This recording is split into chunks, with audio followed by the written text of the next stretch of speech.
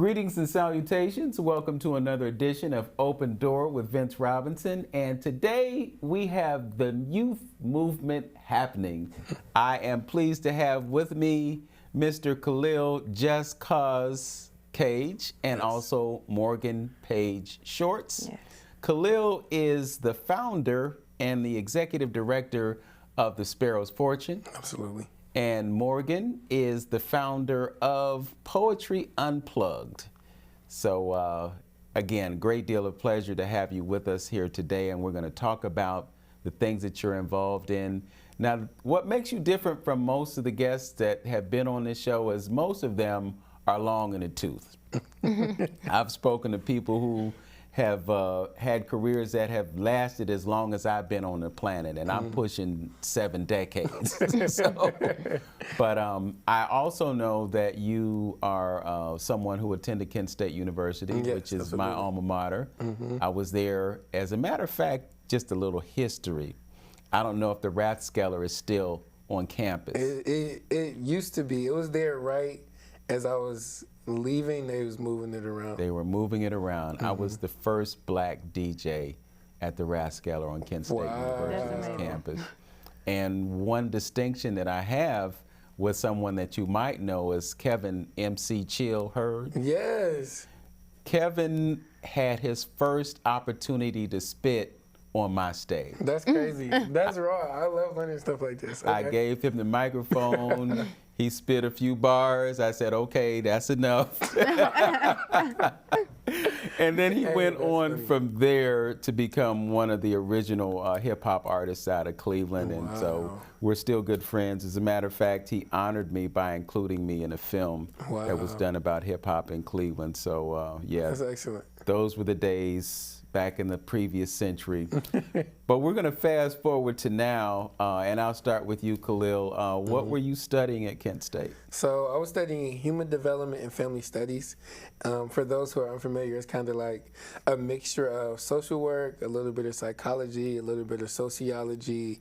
You learn life skills as far as how to, for me specifically, because we have different focuses or concentrations. So mine was in youth development and youth programming. So I learned about family intervention, how to really work with young people and build programming that allowed them to find extrinsic motivation that played a role in their intrinsic motivation and the things that they wanted to do later on in life, and to help them get up every day. So Okay. So how did that play into you founding the Sparrow's Fortune? So originally, the Sparrow's Fortune wasn't what it is today. Now, we mainly do a lot of creative writing workshops based on social-emotional learning, and a large stake of that family intervention and human development studies training came into the Sparrows once we started working on those writing workshops. But originally, the Sparrow's Fortune was a performance troupe. We were an organization of artists, spoken word artists,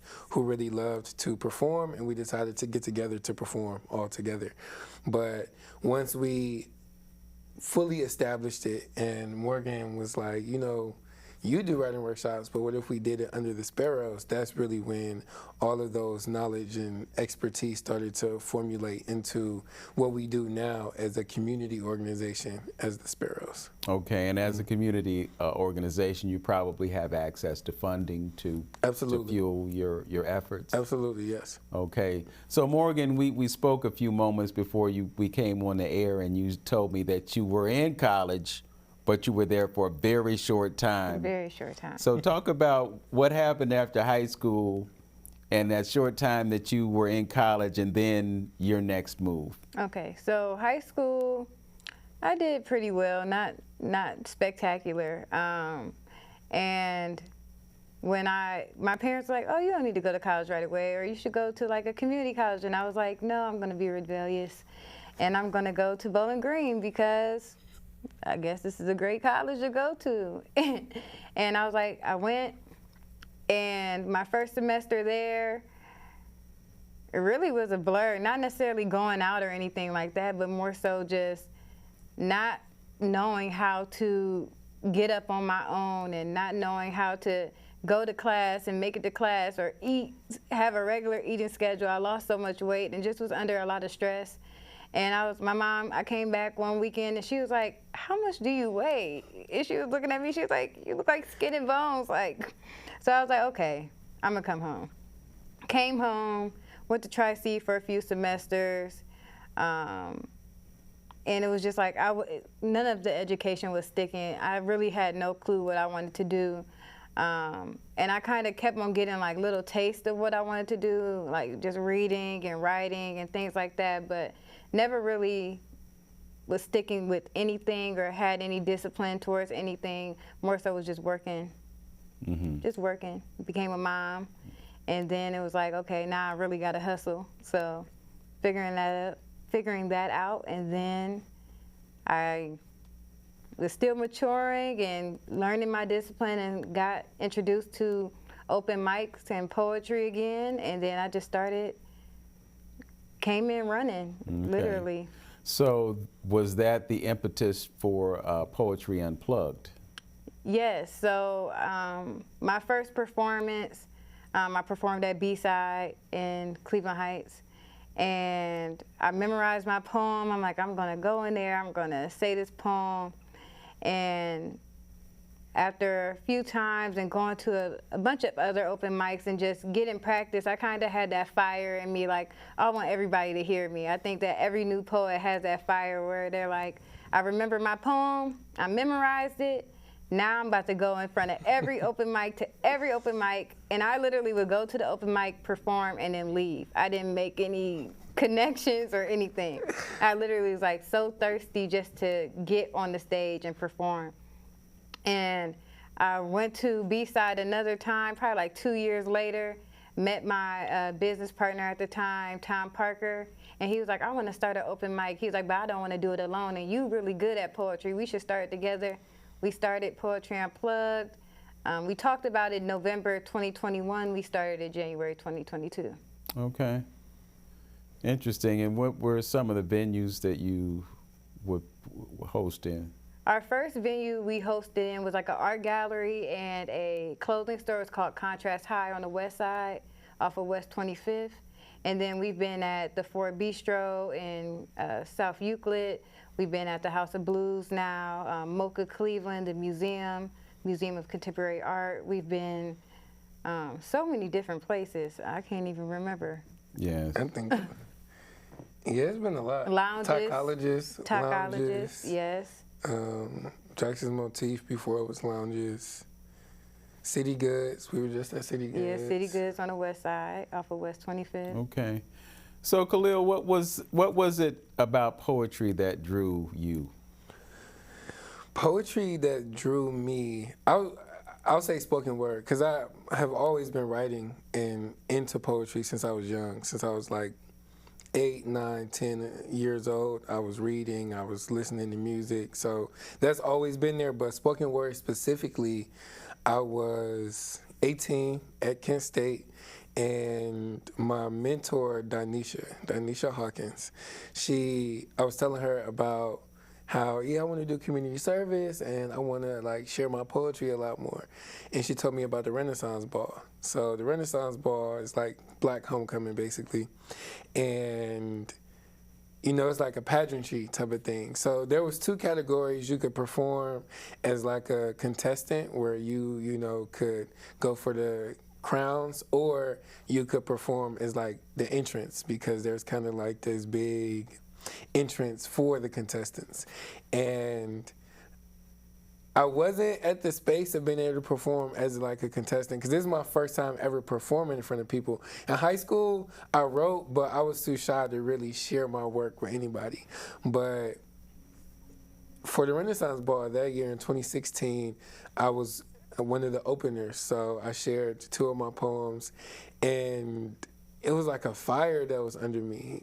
That moment, once I got done, I was ecstatic, and the community that came afterwards and being introduced, because I hadn't even been to an open mic before that moment either.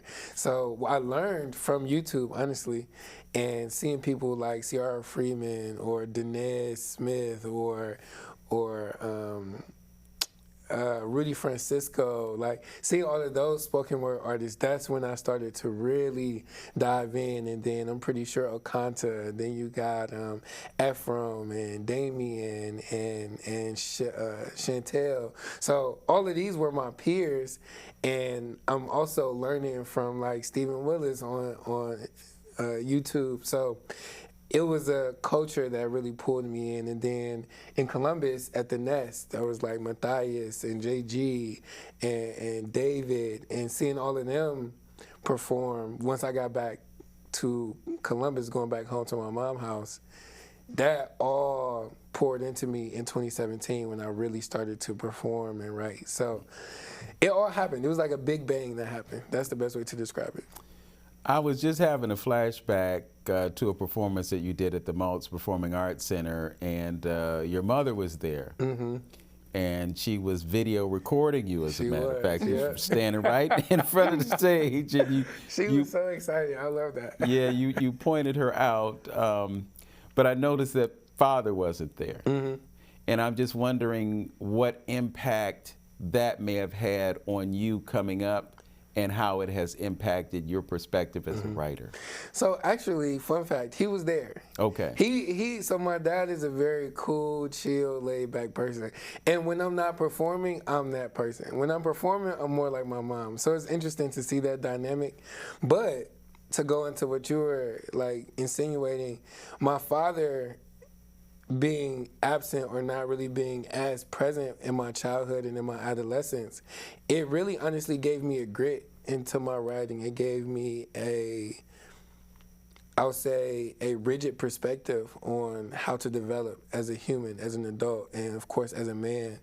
And it wasn't until recently, having more conversations with my father, having more in-depth epiphanies of learning who he is and how he operates. And so recently for Father's Day, I was telling you I'm working on this like project called Lonely.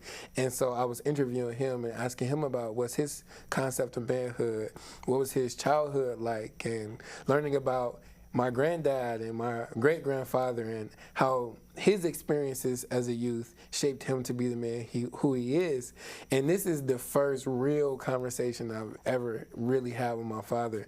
And so I'll say before recent months, and I'll say over the last year, my perspective of my father and therefore my perspective of myself has shifted drastically, because when I was younger, honestly, I was angry with my father. I was really angry.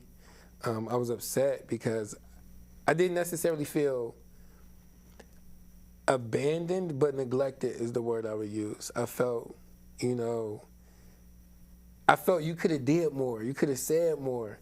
But I think, again, as I've come to understand adulthood, as I've come to understand manhood, you do stretch yourself thin in so many areas. And when you are developed in this era or this mindset of I need to hustle or I need to make money to make sure it's food on my kid plate, being there in the physical form or in the emotional form or for the mental development of my child, that was lacking in his era of growing up. So how could I expect him to know that for me? You know what I mean? Mm-hmm. And so, again, my writings before these last, I'll say 8 to 12 months was very angry. It was frustrated. It was sad.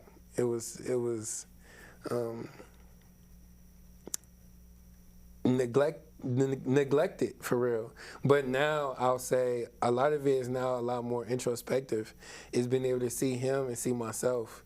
Because hearing him talk is like, oh no, I'm really his kid. This tracks. This makes sense. So, yeah. He was there. He was just sitting back, chilling, and that's who he is. He don't do a lot of movement. So, I'm curious when you say you interviewed him and you interviewed your grandfather. No. I interviewed him and learned about my grandfather. You learned about them. Yeah, my grandfather passed a little bit before I was born. Okay. So my curiosity is, were you able to pick up anything about how they evolved? Great-grandfather, grandfather, then father. Were there any changes in their approach to parenting over that period of time?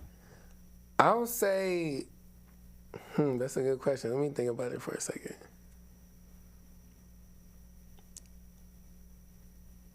And I'll tell you why I asked the question. Have you seen the movie or the play Fences? Yes. Okay. And based on that dynamic, the person who played the father role that was depicted by Denzel, one of the issues with his being a father was that he mirrored his father's experience. But at the same time, society is changing, roles are changing, and our ideas about how to live are changing. And when you try to impose your thoughts about what someone should do when they have their own view of what they should do, young man wanted to play football. Father said, no, you need to work.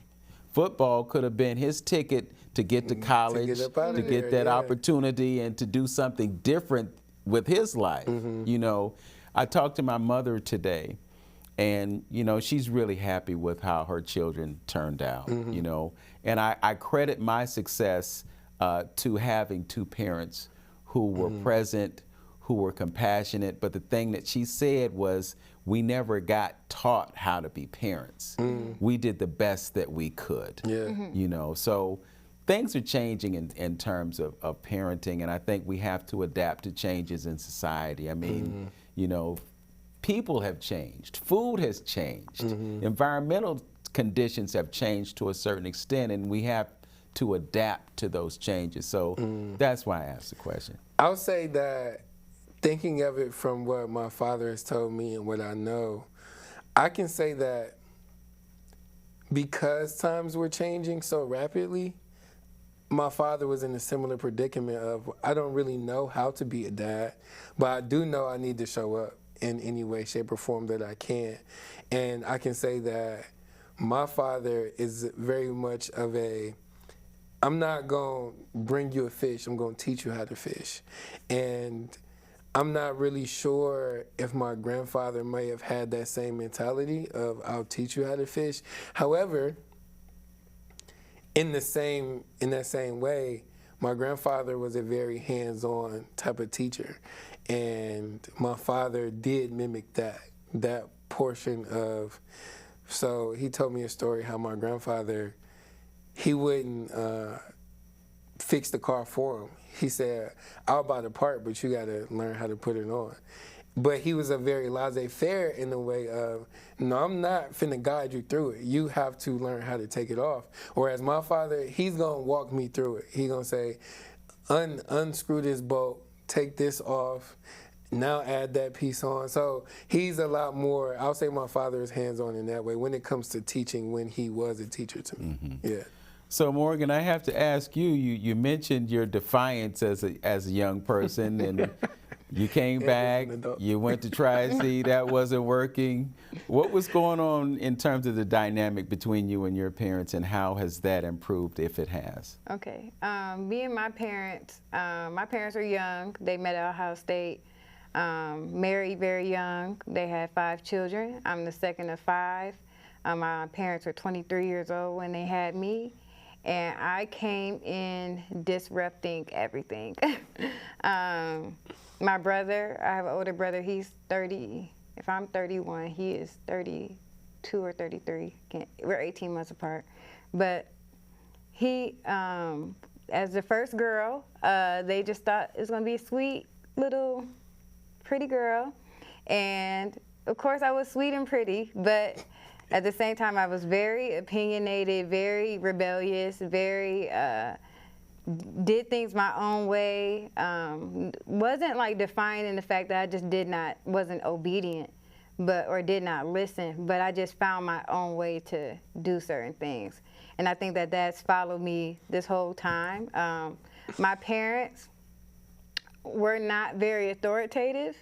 So my mom, she went through a lot of, abuse, in a sense, from her mother. She ended up moving with her father at a young age, and in that she swore she would never cuss and she would never hit, and she never did that. She never cussed and she never hit. She barely even raised her voice in the house. But I think that when you have 5 different kids, 5 different personalities, 5 different people need 5 different things, and I think that when you're just one way with all your kids, sometimes needs aren't met, and I think that I may have needed somebody that needed the authoritativeness from my mom.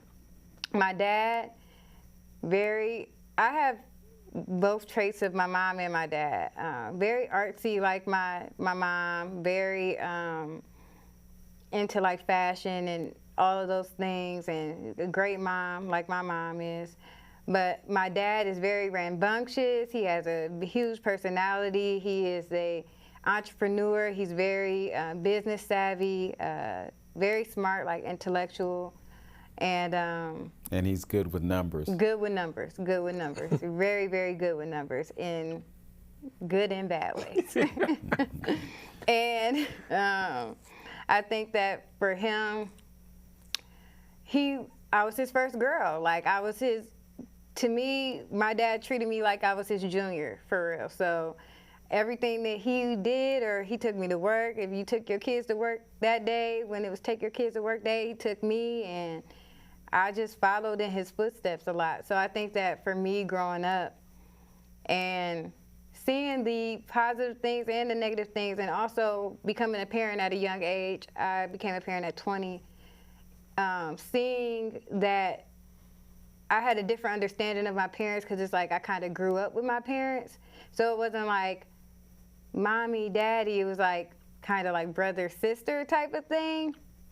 And now I have more understanding and respect for them as parents, especially with 5 kids before 30, and I'm 31 with 1 kid. I can only imagine how hard it was to manage. Still being young and wanting to explore life and wanting to have a life, and having to raise 5 kids, and then one with autism as well. So trying to navigate that and do the best you can with the parents that you had. Like I had a understanding at a younger age of looking at my parents' dynamics when it comes to who their parents were and how they were raised, whether they had a dad or didn't have a dad, or whether they had a caring and affectionate mother or whether they didn't, and being able to see like they did the best they could with what they had, pretty much like what you said. So I have to ask this question. I mean, you all are here sitting next to each other, and you're partners in commerce. I won't say partners in crime. I'll say partners in commerce. How did you two connect? We met because I was at an open mic. When we first originally met, we was at Plum. Did you call it the Plum? Plum City. There was an artist by the name of Yedaya, and she had an open mic called Plum City Open Mic. And it was really just a high and by type of thing. I had performed. That was my first time performing in Cleveland. That was actually the first day I performed in Cleveland. And Morgan was just passing through. Yedaya introduced her. She was like, "Hey, this is Morgan." I was like, "Hey, nice to meet you."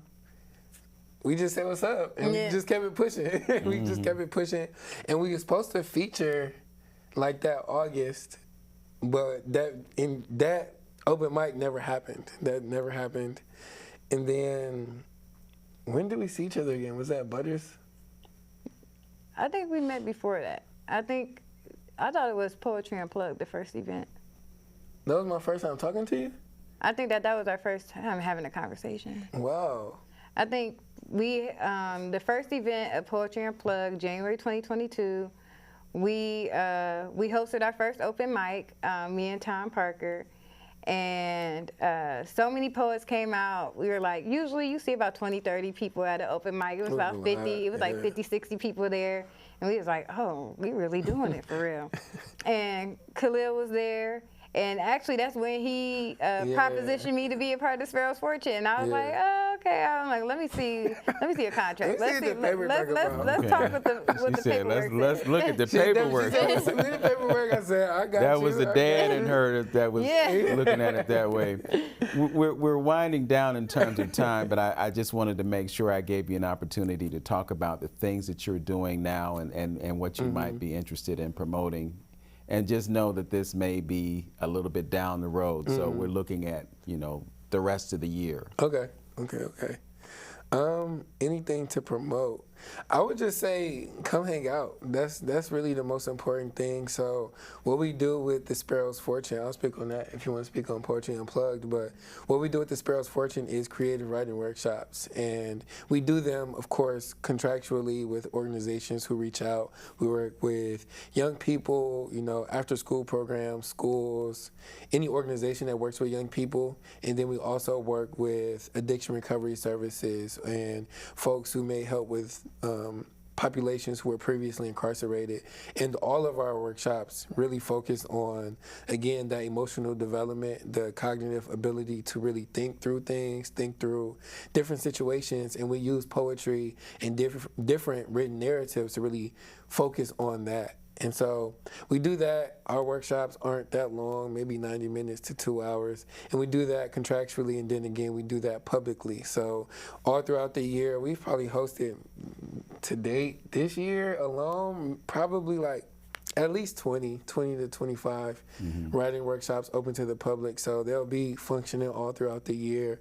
We really enjoy having that community moment to pull people in. And then we also do spoken word showcases. So throughout the year, we have different arrangements of us or combinations of us.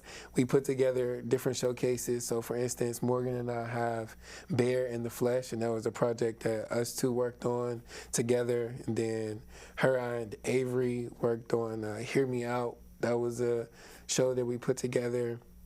I know a couple of our members are working on a couple more shows, so be on the lookout for those things. And then more than anything, it's the joy of community effort. So a lot of the different events that we put on is for the community. Okay, and Poetry Unplugged, I'm sure you're going to be having some events. Oh, yeah. So August 15th, we will be at City Goods again for our open mics from 6 to 9 p.m. We'll also be September 5th, we'll also have our writer's room. So we'll have Sam Supreme. She'll be performing there. We'll have that at Lounges, Cleveland. Okay, I gotta stop you because by the time this airs, those dates may have passed. Okay, so we can go further. We can go further out. We could go further, but we got about 40. Friendsgiving. We got about 40 seconds left, so I just want to emphasize the constructive power of the spoken word and of the written word. The power of art to transform. You're doing it, and I want you to continue to do it. I want to encourage you to continue to do what you're doing, because I do really think that it makes a difference in the lives of people. I want to thank you for joining us on Open Door. Much success to you. Thank you. And I want y'all to come to Larchmere Arts and do some poetry if you could. I'm going to look forward to For that. sure. Yeah. So thank you for joining me. And as always, know yourself, love yourself, be yourself. Make today your absolute best day. Peace.